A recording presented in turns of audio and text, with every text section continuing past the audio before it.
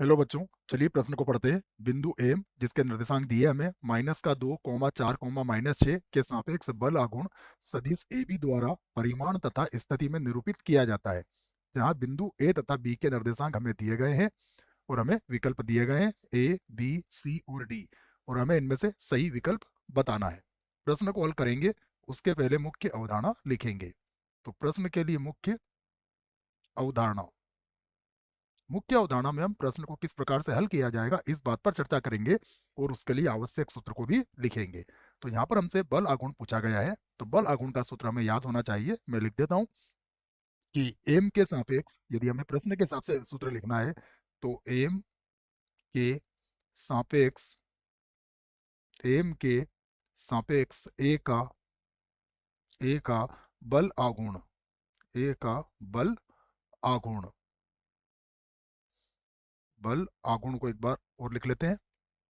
सूत्र याद होना चाहिए हमें इसका, इसी के आधार पर हम इसको हल करेंगे। तो क्या लिखा हमने हमने लिखा है एम के सापेक्ष ए का बल आघूर्ण यहां से लिख लेते हैं, बल आघूर्ण।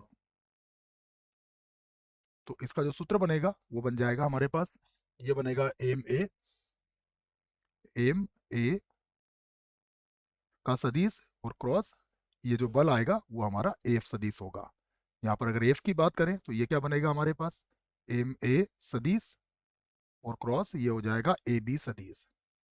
सूत्र याद होगा आपको, इसको टॉ से व्यक्त करते हैं वैसे।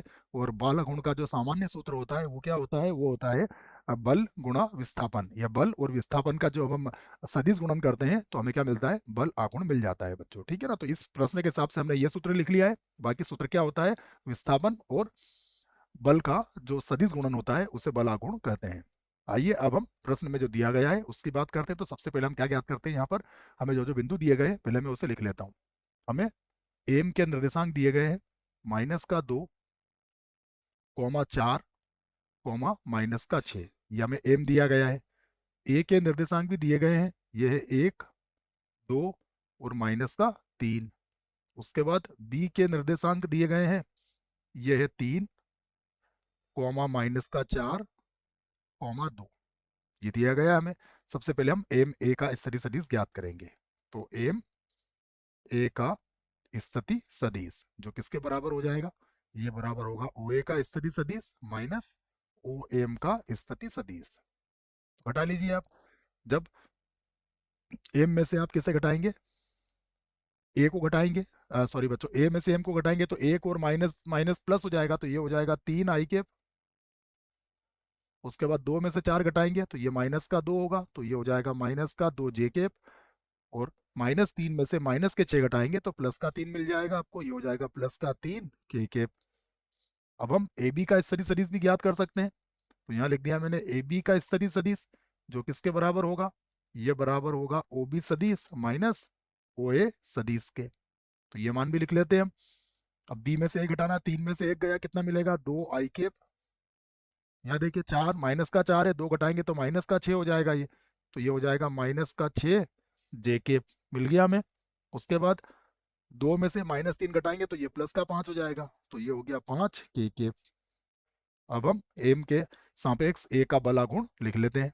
तो इस बात को यहाँ से लिख देता हूं मैं, एम के सापेक्ष, यहाँ से लिखते हैं एम के सापेक्ष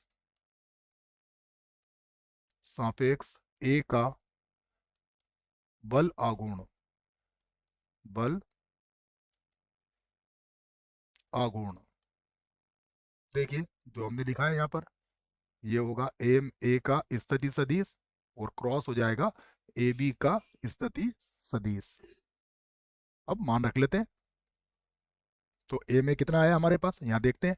एम ए हमारे पास है 3 आई केप, 3 आई केप। उसके बाद है -2 जे केप, -2 जे केप। और उसके बाद है +3 के केप, +3 के केप, ये है हमारे पास।